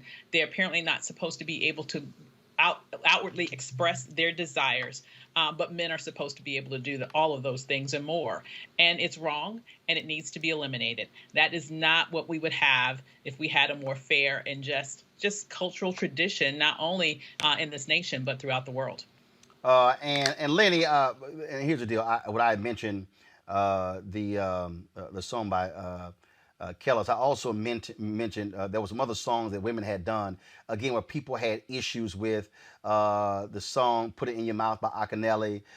"My Neck, My Back" is another song that folks had issues with. So I mentioned by Kia. I mentioned all of them together. But that's the thing that, again, it rubs me the wrong damn way when I'm reading these comments and I'm going, really?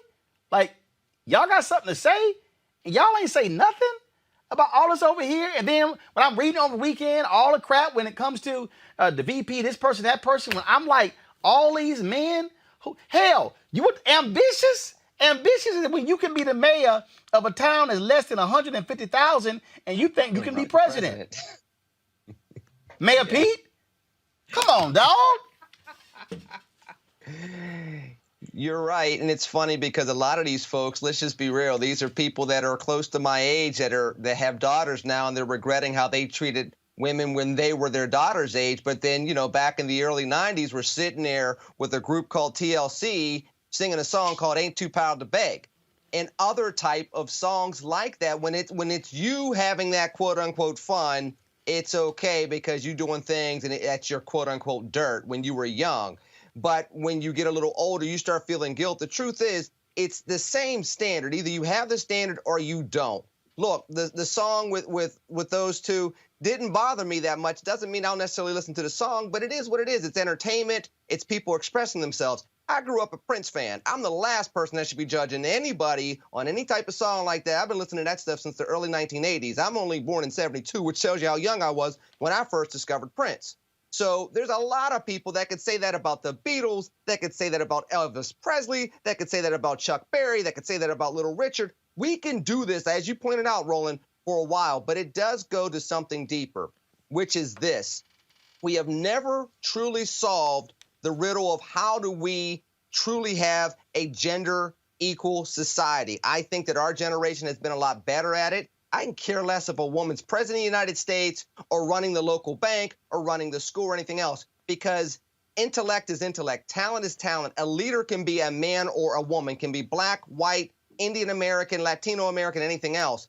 I think our generation is better at that. But unfortunately, we find ourselves receding from time to time, and we've done it with issues with African Americans. We've done it with Latino Americans. And unfortunately, there are times we do it with women.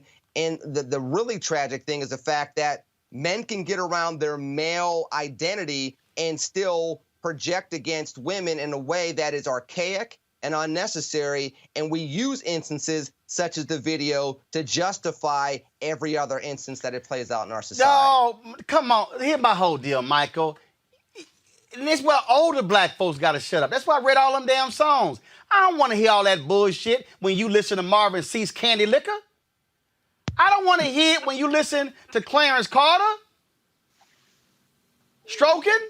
I don't want to hear none of that.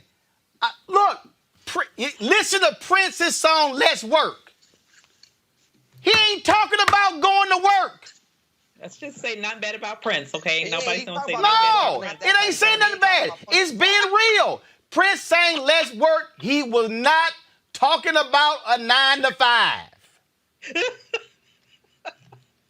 But again, though, I mean, but the fact that people, again, what we're dealing with, Michael, it's how dare two women, bold-faced, in your face, produce a sexual video and ain't a man anywhere in it talking about what they like. Oh my God, what is this going to mean for all the girls? Man, sit y'all ass down. Michael, go ahead. Hold on, Roland.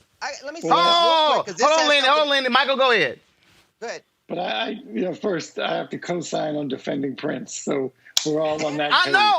But I will say, I got less work on the phone. I know this. I'm just simply stating. I'm simply stating that the people who are so judgmental act like they don't have it in their music list. No, I'm with you. And by the way, I've heard a lot of your editorials. That was one of your best, by the way. Congrats. Great job. That was really, really good. You're right. I don't know how it changes these society norms, why we think the way we think. I'm certainly not a psychologist. Why society rules say this is how it's supposed to be. But it certainly helps when the glass ceiling is broken. When you do have people sitting across the table from you that can determine whether you're going to get your home loan, that determine whether you're going to get your car, determine what your city policies and laws are going to be, or your state. And so it does matter when the glass ceiling can get broken. And so the more, whether it's people of color, whether it's women, that are breaking through that ceiling and are in authoritative positions of power, that's when society rules will change a little bit. For example, I forget what, there was some, I wish I could, I can't remember, so I'm not going to try. There was a situation where a man was applying for a job, And they had two different scenarios.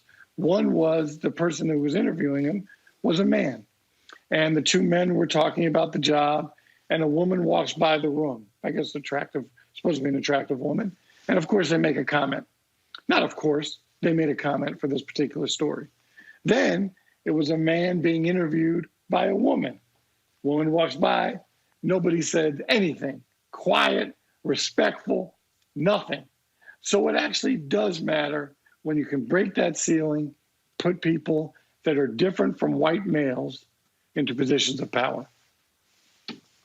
Can I Lenny, go ahead. Because people are overlooking this. It hasn't been brought up very much. These were two black women over the weekend that this whole video controversy came up about. You know, I wrote down 3 women that don't look like them that made an awful lot of money sexualizing themselves. Miley Cyrus, Britney Spears, and dare I say a woman that became darn near a billionaire, Madonna. So she literally Madonna has been doing this since the early 1980s, went around grinding Kim for the Super Bowl. Kardashian, her ass, all the money, all them making, go there. and we know her because she made a sex video with Ray J. Man, come on, dog. These folk. Some of this has to do with race. It's black female sexuality. But it's also black female sexuality. And that's part of where this is going as well, because even when you go into the femininity of it all, there's a separation between what is expected for black women and the stereotypes that people are so willing, even black men, to go into immediately when these things come up versus the quote-unquote benefit of the doubt, the businesswoman that women that are not black women get from time to time. And that is part of this whole dynamic as well. And see, Avis, here's the deal. I need these brothers and sisters who are watching, who are also saying to me, man, I had some fools say, we got more important stuff to talk about. No, we don't. Because what I'm describing right now is also the difference between women being locked out of the Black freedom movement. The difference between women being the backbone of the Black Panther Party and then being subjugated to sexism by male leadership. Mm-hmm. What I'm talking about here is an American, really a worldly dynamic where folks want to say men can do all of these things, but women, how dare you? All them Saudi princes, super religious. We know about the freak stories. We know what happened when they come to America and other places. Yeah, they ain't sitting here talking about Allah then and talking about religion. It's how our societies have created structures that then place different levels and different things on men and women, which the point Michael was bringing up plays into, we're going to pay you more because you're a man and you have a family, and we're going to pay you less because you're a single woman because it's just you. Damn that, pay me the same because it's all about skill set. This is all in the same bucket, Avis. It is all in the same bucket. But if you just look at hip hop, for example, I am of what I believe the best era in hip hop, like the 80s. I came up with the Public Enemies of the world, the KRS-Ones of the world. And I remember the specific shift in hip hop when NWA came about and how that shifted the whole timbre of what that genre was about. With the 2 Live Crews of the world, right? And so we had at least a decade, if not more, after that shift, where you had, in essence, hip-hop that was all around Black women being strippers. Let's just be real. That was the entire focus of the genre. Between that and F the Police, that's all that hip-hop was really about for a good more than a decade, maybe even 2 decades. And, we've seen that shift, right? There was a Queen Latifah, but now we've seen a shift in hip hop. And I saw a little video by Cardi B the other day. It was just like she was doing, maybe it was an Instagram live video of her, where she was saying that, she's tried to produce songs that were less sexual in nature and that they weren't as accepted by people. They weren't hits. People didn't buy it. And it's unfortunate to me. But she don't have to do less sexual songs. But I'm just saying, Ludacris. as an example, what she is saying is that the public will not buy it. But She's saying that she is producing what the public is demanding. But here's the other And- deal, Avis. I don't even care. Here's the deal. Ludacris. You listen to Luda, y'all, Yeah. it's sex all the way through. But again, though, what I'm trying to say is this society has says you one of the best out there ever, Luda, and you get to rap about sex. You got a whole song called Sex Room, all that. But the nonsense CeeLo said, well, she could be, Nicki and Cardi could be far more constructive, with what they do. Man, sit your ass down, dog. That's my problem. Again, if you say, I'm not going to buy Cardi B music, I'm fine with that. But what I'm not going to say is he's fine with sexual music. Trey Songz is fine. Neighbors going to know my name. But if she sings, neighbors going to know my name. Oh, she a hoe. Why is she singing that music? That's my problem. Yeah. Exactly. I mean, it is a fine example of a double standard. This sort of rapping, singing, all that, and very explicit lyrics has made people millionaires, has produced billions of dollars in the music industry. Absolutely. And so when you see what's happening here and the backlash, it is, to an extent, I believe exactly right, that it is about these women having assertive power over their sexuality and being able to produce a video, as you mentioned, it doesn't even have a man involved at all. To me, what's really interesting is the biggest blowback that I have noticed, aside from these folks with their little commentary, is the whole Kylie Jenner blowback in terms of why the heck is she in the video at all, right? But what's really interesting to me is that you're exactly right. It's just another example of hypocrisy that is oftentimes sexism, where men are, in essence, praised for their sexual conquests, but women are disparaged even just for talking about sex in an entertainment medium. Hey, look, do you?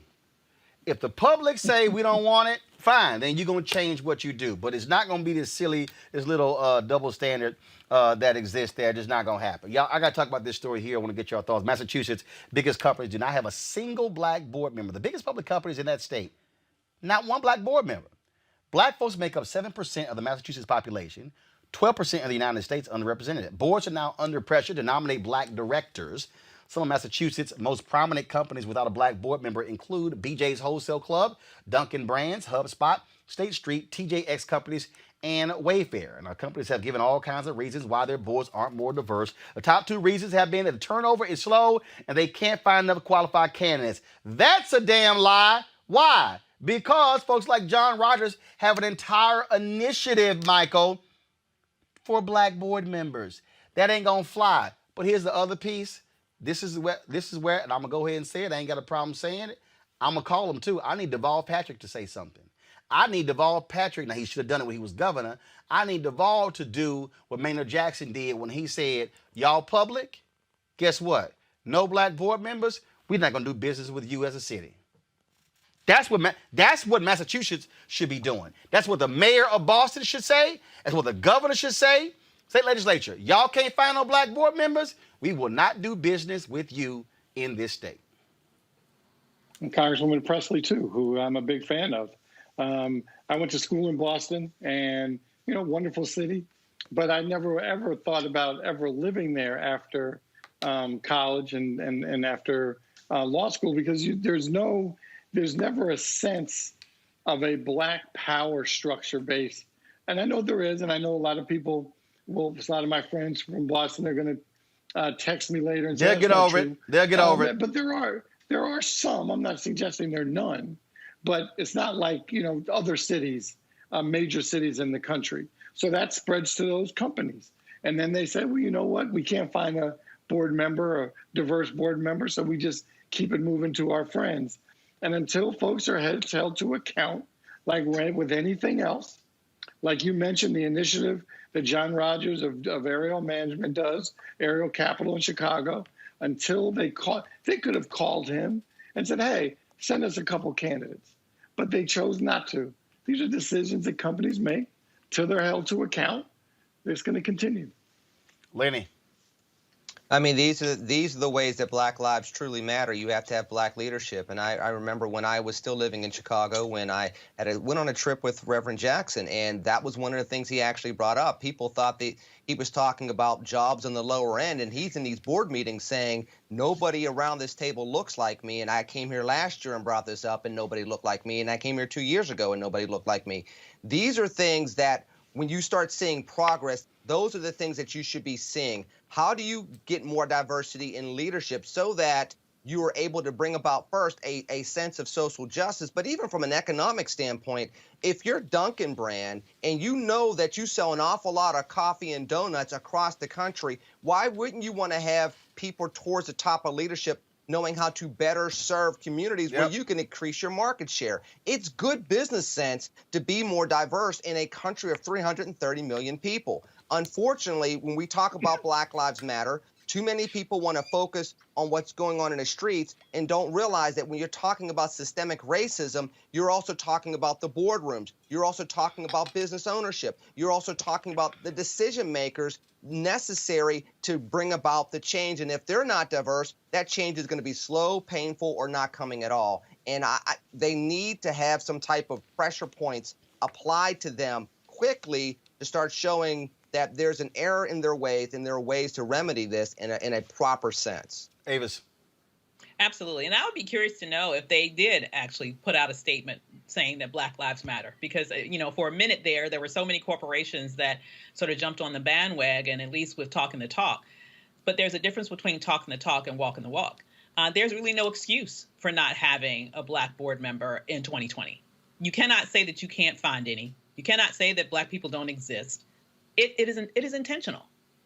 I would go as far to say that this is intentional. If you really want to exactly be able to shift your business in a way such that you will be able to continue to grow, given the changing demographics of this nation, and exactly what Lenny said, given how many Black people and Black communities that your business is located in, it really makes no sense that there is not Black representation. So my question is, why isn't there? The answer is because they don't want it to be. All right, folks.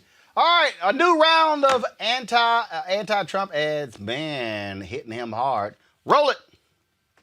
We've all heard Trump bash China. We have been ripped off by China. China. China. China. China. China. China. China. China. China. Chinese virus. I don't blame China for taking advantage of us. But when Donald Trump had his own clothing line at Macy's, did he make the clothes here in the USA? These are beautiful ties. They are great ties. The ties are made in where? China? Ties are made in China. Surely Mr. America kept those manufacturing jobs in America. You buy that at Macy's. Oh, it's just another lie. Donald Trump hugs the flag, but his clothing line is made in China. You're not one of the stupid people that keeps believing Trump's lies. Or are you?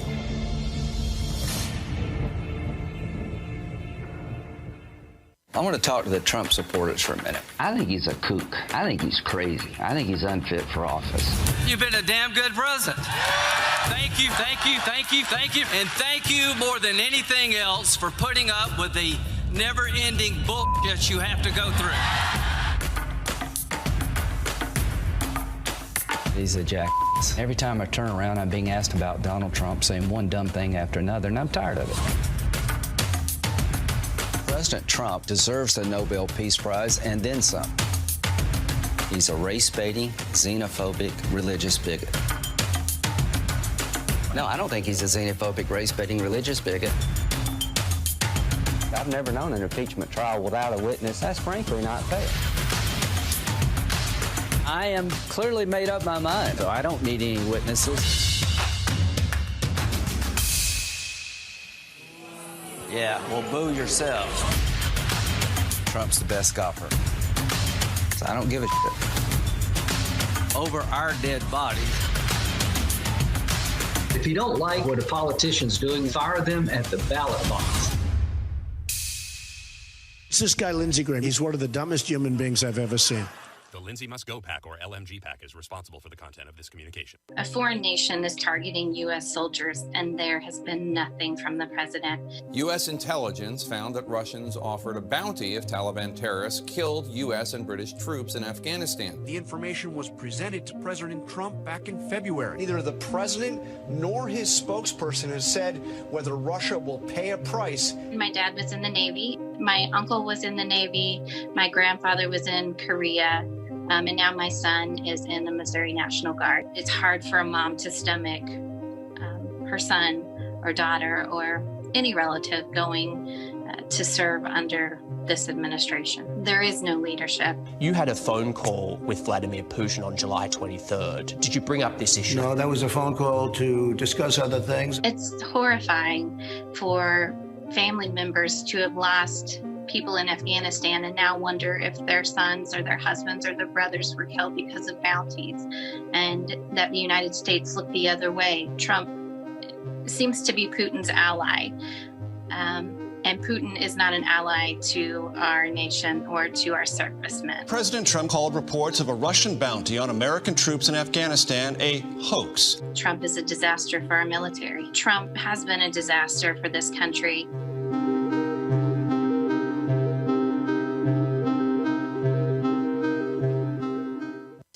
Black and Latino teenagers who were convicted, even though none of them did it. Vindication for the group known as the Central Park Five. Donald Trump took out full-page ads calling for the death penalty. Donald Trump! Donald Trump! You can't hide! You can't hide! The Department of Justice in 1973 charged Donald Trump and his father with discriminating against African Americans. Donald Trump said, quote, "Black guys counting my money? I hate it." A well-educated black has a tremendous advantage over a well-educated white. If he wasn't born in this country, which is a real possibility, then he has pulled one of the great cons in the history of politics. A show of support from the KKK's official newspaper. They're going to fulfill the promises of Donald Trump. President Trump is ordering federal protection for Confederate monuments. Look at my African American over here. The other man Donald Trump called my African American says that he is leaving the GOP, can't support the president anymore. Get that son of a bitch off the field right now. Maxine Waters, a seriously low IQ person. MAGA loves the black people. President Trump retweeted a video showing a supporter making a racist statement. White power! Have you heard him use the N-word? Yeah, it wasn't unusual. The coronavirus. This is their new hoax. Counties that are majority black have 3 times the rate of infections, 6 times the rate of deaths. African Americans bear the brunt of the economic downturn brought on by the coronavirus. Why are African Americans still dying at the hands of law enforcement in this country? And so are white people. So are white people. Congressman John Lewis has died, a hero of the civil rights movement. How do you think history will remember John Lewis? I don't know. Do you find him impressive?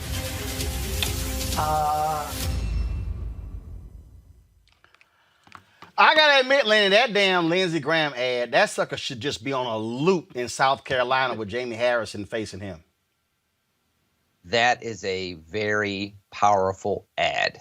And the Lincoln Project has been doing some very stinging ads as well. You know, the truth of the matter is when it comes to Donald Trump going into 2020, I should say, is the fact that he has said so many things because he used it in 2016 to get the attention, to get free media attention, to bolster his primary candidacy in order to get to the general election and get to the presidency, that it's all fodder when you're the incumbent. These are things that general politicians can't stand doing. Now, Lindsey Graham got into the gutter and made his deal the way he did after 2016, and it's all playing back on him. A race that should not be competitive in South Carolina has become competitive because of this.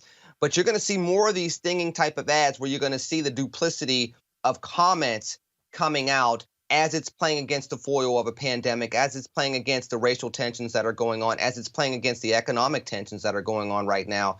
And again, when you have somebody that's not a politician, it's very easy for these things to be matched up together and put into a 30-second, 60-second, 120-second ad and be effective online or on television. Avis, when you have those mothers of members of the military doing those ads, nothing speaks more powerful than a mom talking about him being a failure protecting their children.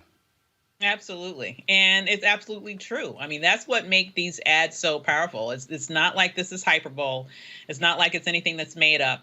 It's all been backed up by facts. We see it every day. This is a man who has continued to completely ignore the fact, for example, that Putin has put bounties on the heads of American soldiers. This is someone who has spoken to Putin over a half a dozen times since that's been reported and has yet to even bring it up in conversation. So, of course, this is someone who doesn't care about protecting the troops, and it's someone who doesn't deserve her support. If I had a child in that position, I'd be probably even more angry than she was in that particular ad. Here's the deal here, Michael. There are some people who say, oh, man, these ads don't mean anything. But here's the deal. There are people who don't watch the evening news, who are not watching the cable networks or the broadcast networks. If you're able to target people with the China ad showing where his products are actually made, and all of a sudden you're hearing him yelling China, China, China, that could still be an effective ad. That could pull votes.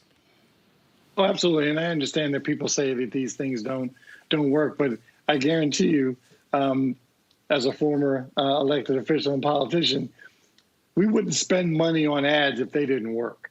They do work. Right. I know people say they don't work. So why do they keep spending? Maybe they don't work. Maybe they don't work for everybody, but they certainly work for a whole lot of people. And you better believe Cory Gardner is dealing with them. Senator Collins is dealing with them. McSally is dealing with them. And they are under enormous pressure in this ad space because they're showing them walking past microphones, not defending fellow citizens when 45 says something stupid or racist. So they now have to come and pay the piper. And I don't know if they have enough change. All right, then. Lenny, Avis, Michael, I certainly appreciate it. Thank you so very much for joining me on this Monday. Thank you for having us. Folks, when we come back real quick, Jim Jones talks about these outdoor workouts. He's turning workouts into a block party. That's next on Roland Martin Unfiltered. You want to support Roland Martin Unfiltered? Be sure to join our Bring the Funk fan club. Every dollar that you give to us supports our daily digital show. There's only one daily digital show out here that keeps it black and keep it real as Roland Martin Unfiltered. Support the Roland Martin Unfiltered daily digital show by going to RolandMartinUnfiltered.com. Our goal is to get 20,000 of our fans contributing $50 each for the whole year. You can make this possible.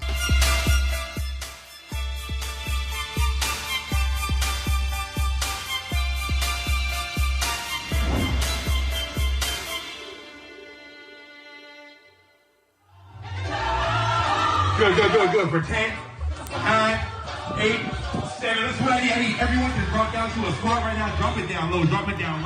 If you can't drop low, just put your hands in the air. Just put your hands good. Halfway there. Fitness trainer Jim Jones, man, what are you doing running around in a choir robe in the middle of the street? It's a little something we call Rock the Block, Roland. Where I pull up, I play some music. That was my Sunday service theme right there. Sunrise service. I pull up with a gospel style workout and we get people motivated. So how long you been doing this? Oh, man, we've been doing this. So since the pandemic hit hard, right? So we just wanted to give people something to just look forward to, right? Just give them a reason to come out the house and just smile. And so you roll up and you got people who we're going to this video right here, folks. So you roll up, you got these people who are just on their doorstep, on their porch, in front of the house. And so what's the largest gathering you've had? Largest gathering we had was about 40 people. So what we do, we pull up to their house, so we keep everyone distant. So that the thing is, we want you to come out on your porch, maybe come out on your front lawn, keep everything spaced out. So we want to create a fun, healthy, safe environment for residents to just come out and, just have a little party. You don't have to work out. If you can't work out, we say just get out there and move, dance to the music. But we just want to get people, get their blood flowing during this pandemic. One of the things that I was showing us a video the other day of this spin class, same thing. Here's another video we're showing right here. A spin class out of Chicago where they moved it outdoors. And so, your whole deal is you got to get people active and get them moving as opposed to being sedentary, just staying in the house in this COVID world. For sure. That's the thing. I think the best fight against this COVID is a healthy immune system, right? So we have to get creative about how we're going to strengthen people's immune system, because indoor workouts, people don't feel comfortable doing that yet, rightfully so. I don't either. So We just got to just find a great way to just keep your spirits up, keep your immune system up, and we can fight this thing. It's interesting. A lot of I was even when you work out, even when you're doing the diet, it's still a matter of how much are you moving. I was Damian Woody, ESPN announcer, former NFL player. He's dropped about 50 or 60, almost 70 pounds, and so we were commenting on DM, and he was saying you got to stay moving, and so it was so funny. He and I were talking, and so got the diet going, working out, but then when I look at my iWatch, I'm still looking at how much time I was under standing for a day. I was under in terms of how many steps I took for a day. So even though I was getting the diet right, and I still was working out, I still was not active like I normally am pre-COVID because you're walking and you're going more places, you're doing more things. For sure. No, you're 100% right, Roland. It's with everything being slowed down, you really just wait. So the time that you do get active, you have to make sure that you're maximizing that time, right? Because like for myself, the 45 minutes I move a day, a lot of time that's maybe the only 45 minutes you move. You're not running around like you used to. You're not traveling. So you really have to just kind of drill down at what you're doing before. You have to double what you're doing before. And so, okay, so we hear 10,000 steps a day. I read some study, they said, that's not really effective. Okay, is it? Do you still encourage folks to take 10,000 steps a day? Yeah, I encourage people to do that in addition to your workout, if that makes sense. So do your 45-minute workout every day, but then do your 10. Then try to get your steps in. Use your steps as kind of a supporting factor for the workout. All right. So with that, in terms of again, with our workouts and how we should be operating, how we should be moving, for the person who says, all right, man, fine. Where do I start? Just basic. Where do you get them to start? For sure. We tell people, just get up and move around. So I know, Roland, you're a great dancer in your own mind. So we tell people. Hold on. Now you know doggone well I can dance. Now let's not even talk about your rhythmless self.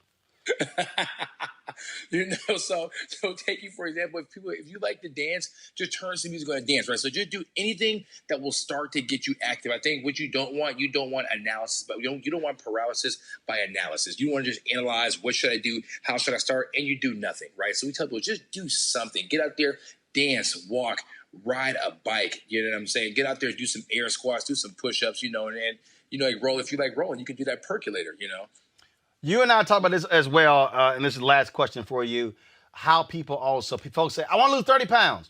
Mm-hmm. Every time we've talked, we say, no, my focus is 5, then 5 more, then 5 more. That you minimize it as opposed to trying to come up with this huge number. For sure.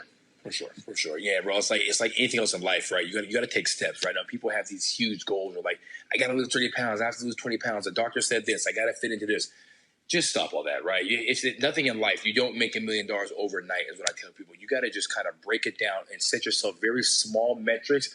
Small victories turn into huge wins. I tell people, so go 5 pounds, 3 pounds, 6 pounds, 1 pound. At the end of the month, you've lost 15 pounds, right? All right, Jim. That's it for us. All right, where can people reach you? How can they reach you if they want to do a fitness plan, a meal plan? What's up? On Instagram at GYMJONEZ. My website is Jim Jones, GYMJONEZ.fit. And you can catch me on Twitter.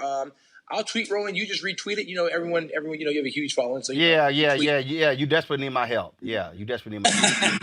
Yeah, you really, really need my help. Yeah. I mean, your tweet game is awful. Your tweet game is awful. We all don't have 1 million followers, Roland. We all don't have 1 million followers. You don't. You have 583. You don't even have 600. Right. So people out there, could y'all go to my iPad, please? If y'all out there, please, could y'all just go to Jim Jones Global, GYMJONEZ Global. Y'all, please, can y'all at least get him to 600? I'm tired of seeing him at 583. So can y'all please get him to 600? And so I would greatly appreciate that. His Twitter handle is GYMJONEZGLOBAL. Please, his 580. Now he has 584. So one of our people clearly. So if 16 more of you could please join his Twitter page, I promise he's going to tweet more when it comes to exercise and fitness and things along those lines. Or if he doesn't, I will cuss him out. You will do that for sure. You will follow through on that. Yes, I will. Yes, I will. And if y'all want to provide him with some dance lessons, go right ahead as well. All right, Jim, I got to go. Sounds good, Roland. Peace, brother. All right, thanks a bunch. All right, folks, that is it for us. We got to go. Please don't forget, if y'all want to support what we do, join our Bring the Funk fan club. We have approaching 11,000 folks who join our fan club. Our goal is to get, of course, 20,000 by the end of the year. So we just got 5 months to do it. We need y'all to join right now. More than 3,000 of y'all, 3,500 of y'all on YouTube right now. Y'all can join right here on YouTube. You don't even have to use anything else. Cash App, $RM Unfiltered, PayPal.me/R Martin Unfiltered, Venmo.com/RM Unfiltered. If you want to send a money order, please do so to New Vision Media, NU Vision Media Inc., 1625 K Street Northwest, Suite 400, Washington, D.C., 2006. Folks, I shall see you guys tomorrow. Don't forget, go to vote.org. Vote.org, where you can check your registration. You can register to vote. You can also request your ballot. We want you to absolutely be ready, be informed, and get yourself ready for the election. You can't vote unless you're registered. Make it happen. Tell a friend, tell a family member, tell a church member. We can be the difference. I'll see y'all tomorrow.